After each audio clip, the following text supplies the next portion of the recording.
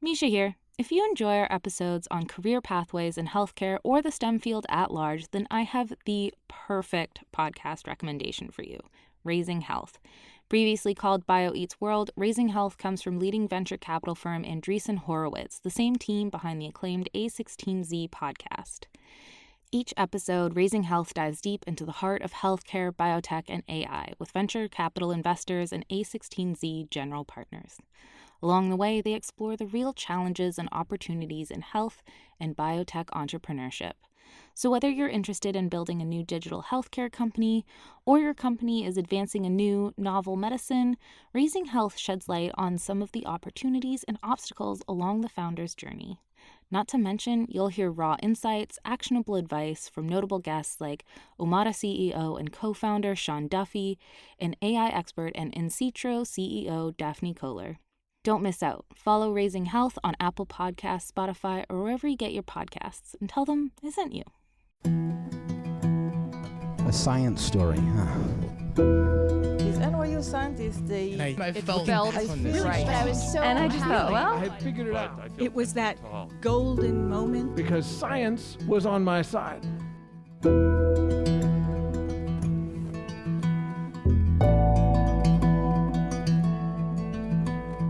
Hey everyone, welcome to the Story Collider, where true personal stories about science help us to discover how weird and wonderful it is to exist in this world and be a human. I'm your host, Misha Gajewski, and today's stories are so fun because they give us the behind-the-scenes insight into why some people do what they do. A peek behind the curtain, if you will. Because sometimes the reason people do their job or keep trying at something despite the obstacles in the way is not something as obvious as because it's fun or it makes a lot of money. Sometimes it can be something much more deep and meaningful, or something completely random, like our first storyteller, Paul Byrne. Paul is an associate professor of Earth and Planetary Sciences at Washington University in St. Louis. His story was recorded at the Public Media Commons in St. Louis as part of the St. Louis Astronomy Festival. His story is such a great reminder that even when you're stuck in the drudgery of day-to-day life, there's still a whole great big world out there, and sometimes you need to remember to look at the bigger picture. It's such a great story, and you're gonna love Paul and his delightful Irish accent. Here's Paul.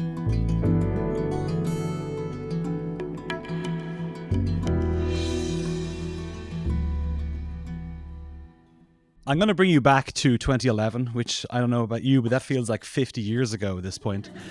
So like you heard, like Ken described, I was a newly minted postdoctoral fellow at the Carnegie Institution of Science in Washington, D.C. Now, at the time, I had finished my undergrad and my PhD. I was a newly minted doctor. In hindsight, an idiot. But at the time, feeling like I was well equipped to do this kind of space stuff. And I was extremely lucky to work on NASA's Messenger mission. It was the first mission ever to orbit Mercury. Now, the reason that's a big deal is because Mercury is really hard to get to.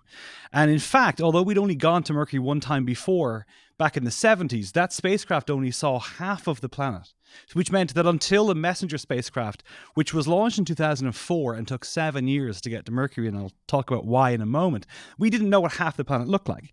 So one of my jobs as like a newly minted young postdoctoral fellow at Carnegie was to every day look at the images that were coming down from the spacecraft from all the way at Mercury.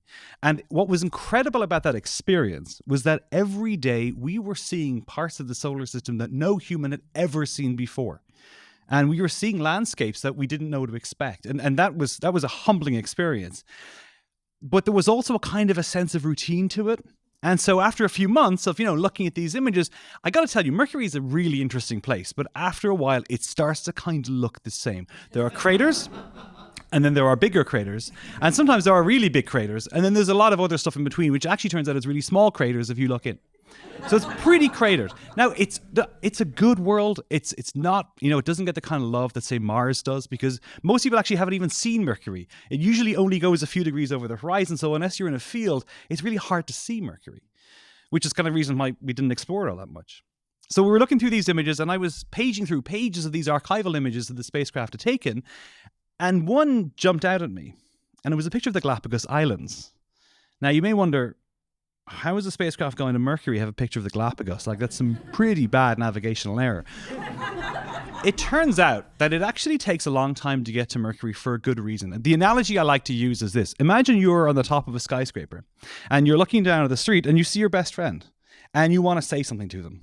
And you have two options for getting to your friend. One is very fast, but you won't really be in much of a position to have a conversation with them. And the other is slower, but it's safer. Well, it turns out that if you go straight to Mercury from Earth, you can get there in a few months, but you're going to make a little crater. Or maybe you'll fly right past Mercury into the sun. So the way you get to Mercury with a small spacecraft, the Messenger spacecraft was the size of a large office desk. It was tiny. The way you get there with a small spacecraft is you do all these gravitational flybys. And you slowly spiral into the deepest part of the solar system. And doing so, by flying past other worlds, you get slow and slow enough until eventually when you reach Mercury, you're able to get into orbit. And so the Messenger mission, launched in 2004, flew a year later back to Earth for a gravitational assist. And then it went on and did 2 flybys of Venus. And then it did 3 flybys of Mercury. And on the 4th approach to Mercury, it was finally going slow enough that its little engine was enough to slow it down just enough to make orbit. And I can relate to the idea of hoping you have a job if the mission works. And it actually made orbit in St. Patrick's Day 2011. And I stayed up watching the NASA live stream going, I don't know if I need to pack my bags or not, because this thing could make a crater or it could go into orbit. And you know what? The engineers in that spacecraft, they missed their perfect orbit by like 2 kilometers. Now, you know how far away Mercury is. That's pretty good. So anyway, I'm looking through these images and I see this picture of the Galapagos. And it's a beautiful image. There's the islands and they're in the middle of the Pacific and the sun is shining this glint. And it just stopped me in my tracks. This amazing image. And I was like, this is something that I don't see every day. And at that moment, I realized the reason it was so arresting to me was because it just hit me. Remember, I'm looking at craters all the time. And there's a lot of craters on Mercury. And suddenly I see this picture and I realize modern humans have been around for 150,000 years. We've been looking through telescopes for about 400 years. And we've been sending robotic spacecraft out into the solar system for about 50 years. So for the tiniest segment of our species history, have we been in the position where we can see photos from the surfaces of other worlds. And it just struck me that this part in our species history is essentially unparalleled. And even up until a few decades ago, astronomers had the exclusive domain of planetary science because you needed telescopes to see these worlds. And it was in the 60s we began to send stuff out into space and see these images. And so looking at this image, I was like, this is insane. 2 or 3 generations ago, there was no capacity for building a rocket in the first place. And now we're photographing the surfaces of other worlds. And, the other thing, too, is that if you think of it like I do, the hope is that in a few generations' time, maybe it won't be so unusual to see the surfaces of other worlds because humans will have spread out into the solar system tentatively at first, but eventually, hopefully, in large numbers. Which means this is this very narrow window in time when we're beginning to take these first steps out into the solar system. And I was like, that's really cool. And then I went back to look at craters. And for months, we were doing some cool stuff. We saw these weird lava channels on Venus or on Mercury. I got to name stuff past the International Astronomical Union. I didn't tell them that the inspiration for the naming was Indiana Jones and Raiders of the Lost Ark, but it was. But we got to do some really cool stuff. But that picture of the Galapagos kind of stuck with me. And I kept coming back to it. And I didn't really understand why. And it was about a year later when I realized why it had had such an effect on me. And it wasn't just that I was like, I get to go and look at these cool images and boast to my friends. And I tell all my friends about my work. They don't care about them, but I tell them. But the reason this image really stuck with me is because in the years up to that point and the years since, both in my own career and in the work we do as a species, sending spacecraft out into the outer solar system, there's not a single place we've been to, not a single world we've surveyed that looks remotely like our own. And what I realized about that picture of the Galapagos was that there is, for the foreseeable future, no prospect that we will photograph a world that has liquid water oceans and sunlight glinting on it, and an island where Darwin found observations that helped him craft his idea of evolution. That image tells us just how rare and special and vulnerable this world is, because we now know there's nothing like it anywhere nearby.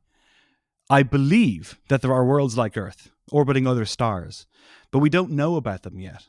And we are a very long way from having the technology to be able to photograph them and look for their islands glinting in their suns. And it really just brought home to me the idea that a thing I learned later was called the overview effect.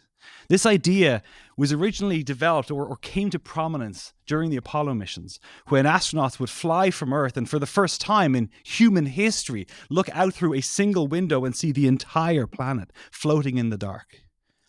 And these astronauts would come back and they would talk about this overview effect, this sort of change, this shift of perspective, where suddenly you realize all the stuff that we squabble about on the ground doesn't really seem all that important. It's really hard to see borders from space. Now, I have not been into space yet. But with this image, I think I had my own little insight into this idea, this overview effect. And it has helped me realize since, and I use this in a lot of my public outreach talks and even in my lectures, I help people understand these pictures aren't just about telling us about the details of a given world or all the processes that might shape planets generally and what they have in common. More than anything, it's giving us a perspective we cannot possibly have otherwise, to get a sense of just how vulnerable our world is. And at a time when we are arguably facing the greatest challenge of our species so far, anthropogenic climate change, it really, really helps to get that perspective of that little blue world out there in the dark, sunlight glinting on its oceans, the only place like it we know. And that perspective might just help all of us to take a little more care and collaborate a little bit more here on Earth as we look to see what's out there. Thank you very much.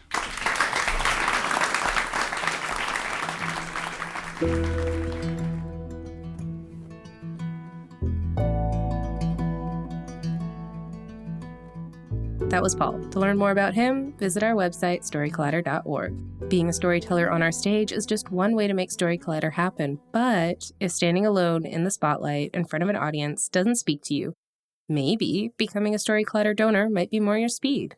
Story Collider donors play a vital role in our ability to bring you this podcast. We're in this together. Story Collider is one big experiment that's designed to connect us around our love of discovery, curiosity, and the natural world. If you believe in the power these stories have and this mission, please donate to the Story Collider at storycollider.org/donate. The most popular level is $10 a month, and you can make your tax-deductible donation at storycollider.org/donate. But really, any level makes a difference, and we're so grateful to everyone who supports Story Collider. Our next story is from storyteller David Estrada. David is an associate professor in the Materials Science and Engineering Department at Boise State University. His story was recorded in Boise as part of a special show we did in partnership with Boise State University and the Center for Advanced Energy Studies, featuring personal stories from veterans and service members in STEM. It was an incredible night, and David's story is equally incredible. His story really shows that there's no set path to success or making a difference in the world. I can't wait for you to hear this story. Here's David.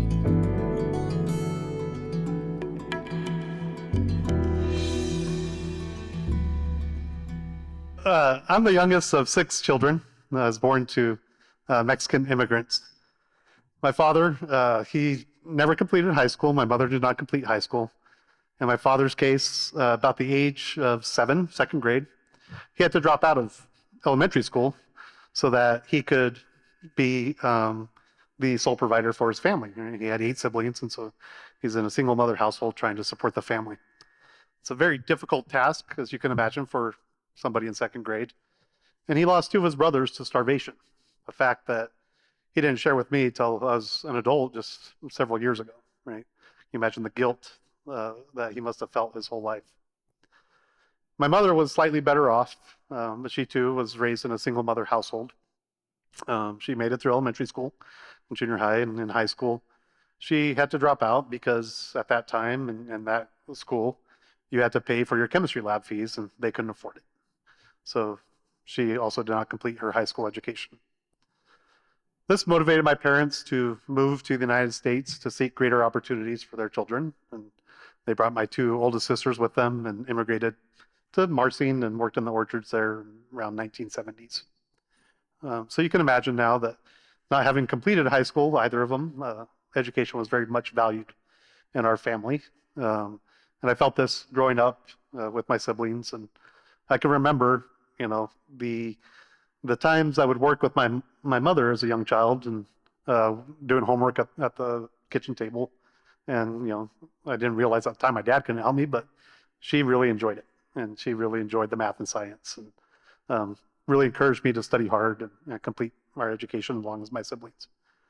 And fast forward a couple of years, time goes on, and my siblings, we all grow up, and we start to graduate from high school one by one, and siblings start to move out of the house and start their careers and start their families.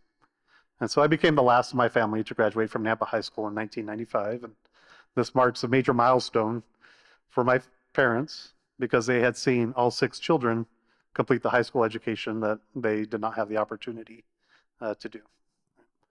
But in my case, I still had that value of education and wanted to continue my education into college. And so this motivated me to seek resources to continue down that path. And of course, the military is one of those that can provide college fund, GI Bill, and opportunities for education. So I enlisted in the U.S. Navy as the electronics warfare technician, and this allowed me to sign up for 6 years. My first 2 years, I'd be getting an advanced electronics training. That's the equivalent of an associate's degree in electronics technology. The rest of my time was spent overseas in Yokosuka, Japan, serving on board the Arleigh Burke-class destroyer, the USS Curtis Wilbur. Now, many experiences stand out from my time in the Navy, right? I remember, my first mission that I was serving on, I had to meet my ship out of Bahrain to do sanctions enforcement on Iraq, and this is when Saddam was still in charge over there. And so that was long nights, getting kind of just thrown into the mission as a newly minted E4. I remember 9/11. I think many of you might also remember when those towers fell and the military was called to action, and I went upstairs and packed my sea bag because I knew that call was coming and we had to go to the ship. I remember simple things too. Day-to-day operations and underway replenishments were kind of my favorite underway activity, but also like a blessing in disguise. You got to be outside on the forecastle, feeling the sea spray in your face and the fresh air. But we worked at least 13 hours a day on watch and another 6 hours on top of that. So underway replenishment basically meant no sleep for 24 hours for me. But still, I got to be outside and could smell that diesel getting pumped from the big oiler. Could see the crates coming over full of food and steaks that had been rejected by Kansas State Prison. But the one experience that stands out the most to me, and I think is the most transformative on my career, was a visit to the tiny island of East Timor. And this was around 2000, shortly after they had just suffered a civil war. And the Curtis Wilbur had been charged with going to support a humanitarian mission there under the United Nations. So we went there and anchored out, and I was selected to be part of the landing party that would go and help rebuild a couple elementary schools, in part because of the advanced electronics training that I had received. And so we went to shore on the rib boat, and I remember getting off the rib boat and getting on it's hot, it's humid, and you step onto the pier, and there's the U.S. Marine Corps and the United Nations soldiers with their baby blue berets ready to escort us to go do the work at the elementary school. We go through town, right, on the way to the school, and there's just these ditches next to the road, and what's that smell? Well, turns out the sewage system in the city after their Civil War, it's basically an open network of ditches that just ran alongside the city street, and you can see the flies going from the ditch to the meat hanging in the open air markets, and just like, wow, this is a breeding ground for cholera, dysentery, hepatitis, you name it, right? This is disgusting, and first time I'd seen this level of poverty in these kind of conditions. So we continue on and we go to the elementary school, and we're coming, and the elementary school has a large concrete wall around it. We're walking by, and there's the bullet holes, right, all still in the outer schoolhouse walls, serving as a sickening reminder of the political violence that had surrounded these kids' lives just months before we'd arrived, right? And so we come around the corner, and there's the school children, and they were happy, and they were eager to see us, knowing that we were there to help rebuild their educational environment, while in the background there's sewage overflowing from the latrine. There's no fresh water in the school. there's not a place to get there's no cafeteria. You're not going to get your chicken nuggets and fries, right? And there's no place for a hot meal. It's just, but they were excited. They were excited for that education to opportunity to pursue their education.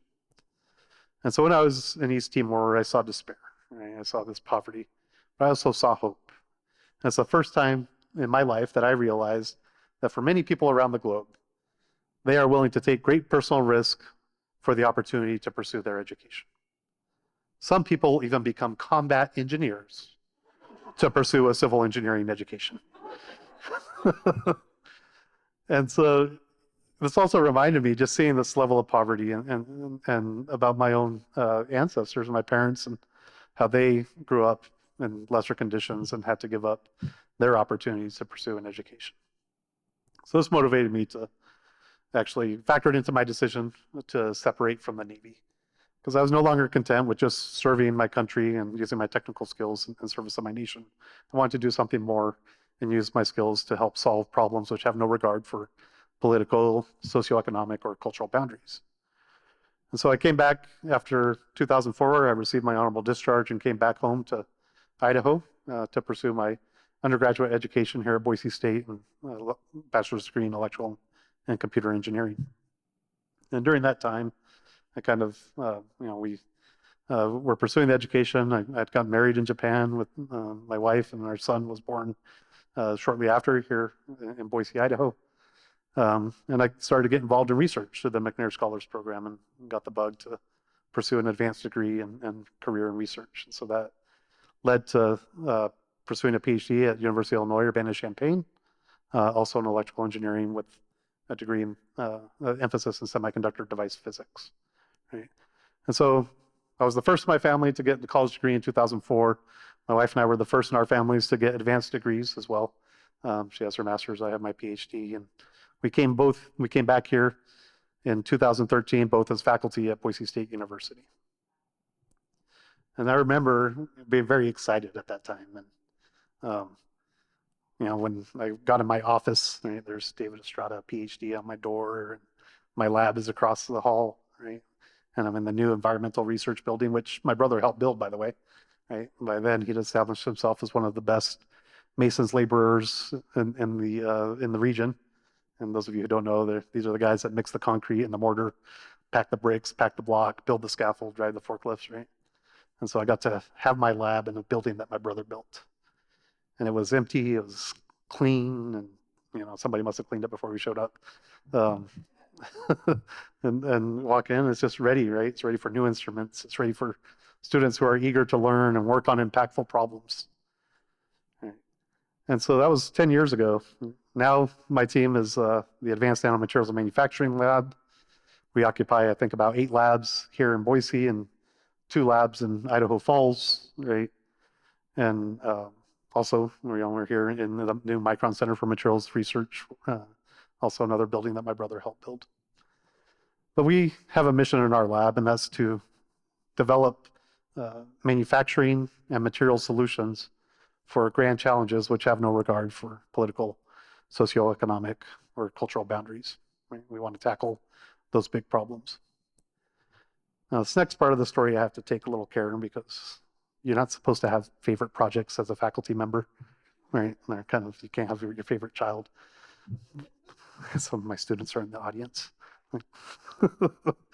But so one project that I'm particularly excited to work on, right? I love them all, but this one was very exciting because it's a new area of research for me, and I believe it has a lot of impact. And it's faculty members still like to learn alongside their students, right?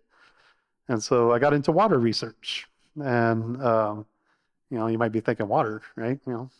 At least one person appreciates the importance of and the difficulty and the technical aspects of water. I'm sure there's others here, but it's a kind of an easy problem to motivate, but also here it can be kind of difficult to motivate, right? You might think about your own day this morning, right? Raise your hand if you brush your teeth this morning. Oh boy, who's not raising their hand? Take a quick look, right? So you get up, you can go to your faucet, you turn it on, there's your fresh water, brush your teeth, wash your face, maybe you go downstairs, right? Next thing you do is put water on the teapot, drink the coffee, and you just make yourself a nice cup of coffee or tea with the fresh water. Maybe you did the dishes after breakfast, right? And you rinse them off, put them in that magic box that's on a timer, and just fresh water comes later and cleans it. And maybe you left a couple gallons of water for your pets, right, in the dish bowl, and you head out the door, right? That's not the case for a lot of people around the world. And I didn't understand this until I got a email. I probably still don't understand the full scope, but I got an email from a woman in Pakistan, Naksh Mansur. And she had emailed me probably about 5-6 years ago and wanted to come to Boise and Boise State to work on using nanomaterials to do water remediation, right? And help treat water and remove contaminants from water. And she was on a Fulbright fellowship, so being on the tenure track and needing free students, I was like, great, I'm going to learn water. Come on, we're going to publish some papers and I'm going to get tenure. But it was also, an important problem to work on. You see, in Naksh's hometown, water doesn't come out, that easily out of the faucet in the city system, right? The trucks have to deliver the water, and the trucks deliver the water to a big tank on the roof, and you don't get more. If you use all that, you got to wait till the next truck shows up. So you have to be very conservative in using that water. And this is a luxury, right? This is a luxury for people who can afford to pay the truck to fill that water tank. I have another student who just started with our group about a year ago, and I was talking to him on a trip to go get a cup of Starbucks, and found out that Felix used to walk 5 miles a day to bring a couple gallons of fresh water home to his family, right? And Felix is from Nigeria. So, I think water is one of these big problems, right, that can transcend these political, socioeconomic, cultural boundaries, and it's a big problem around the world. Happy to say we're making progress and developing technologies to work in this area. Last year, Naksh and I published a paper together where we used a new class of materials known as maxines to remove ammonia from simulated agricultural waste streams. Right? Maxines are about 3 to 5 atoms thick, about the diameter of your DNA. And the flakes were about 500 nanometers in lateral dimensions, so about 100 times smaller than the diameter of your hair. And these materials, we put them in a capacitive deionization cell, you put a voltage on them, and you can pull ions out of water. And they are operating at 10 times greater energy efficiency and 100 times more ion absorption capacity than state-of-the-art activated carbon and CDI, so that material that's in your Brita water filter. Felix has an interesting problem. He's part of a new National Science Foundation program, $6 million program we have with Louisiana Tech and some other schools in the Southeast to develop inks to print cheap water quality sensors, right? And so working with Felix is fun and trying to teach him all about graphene, this wonder material that's 1 carbon atom thick, right? And he's trying to develop an ink that can print these sensors using an inkjet printer, something like that you might have in your home office, right? So we can do distributed water quality monitoring. Can you imagine just, in one of these remote villages or in a remote area, just being able to put a sheet of paper in, print your water quality sensor, see what contaminants are there, and then maybe combine it with Naksh's work to remove those contaminants? It's quite exciting, and I never imagined, right, that I would be in this position to do this kind of work with my students.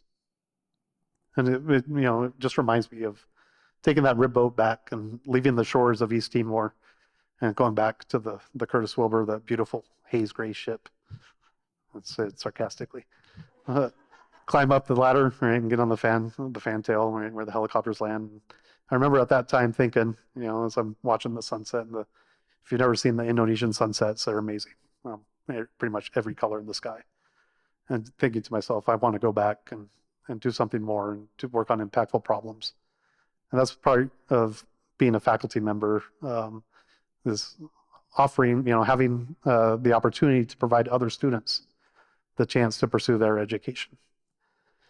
But more than that, just the journey I've taken and my own education and the opportunities that have come from that.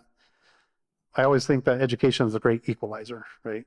If you have the opportunity, it can help level the playing field, and more so for the next generation to come, right? And so, the opportunities that my son has in his education he's not even, there's no question he's going to graduate high school, right? Or even what college, go to college. He doesn't ask, should I go to college? It's like, which college will I go to? But that's his story, and that's something for him to tell. But I could tell you this, it's off to an amazing start. Thank you.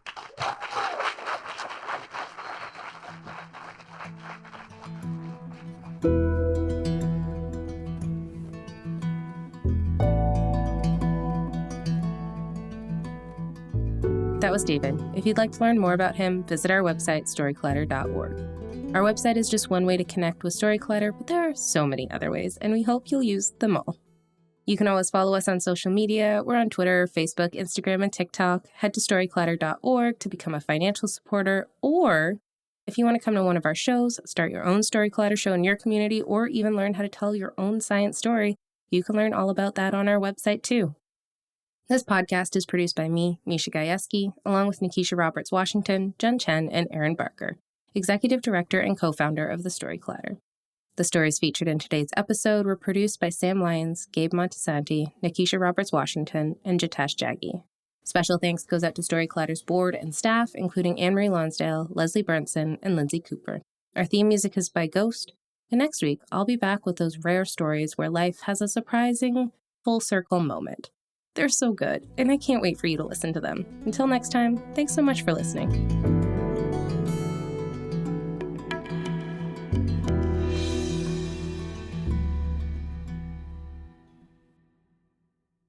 When we made our McDonald's Spicy Chicken McNuggets, you were praise hands emoji. Then we ran out, and you were streaming tears emoji. Now they're back, so you can be grinning face with sweat emoji. Order ahead on the McDonald's app. And get money mouth face emoji with 2 orders of crispy, irresistible 10-piece McNuggets, spicy or classic, for just $6. Limited time only. Prices and participation may vary. Cannot be combined with any other offer. Single item at regular price. Ba-da-ba-ba-ba.